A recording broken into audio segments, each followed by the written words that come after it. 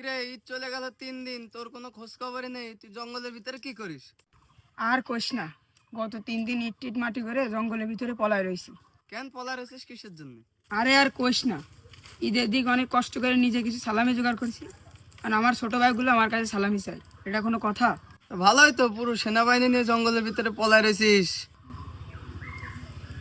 কিরে, জঙ্গলের ভিতরে আমি তো একা, তুই সেনাবাহিনী কনে পালি? ওই যে সেনাবাহিনী। বড় ভাই সালামিটা বার করেন। দিচ্ছি।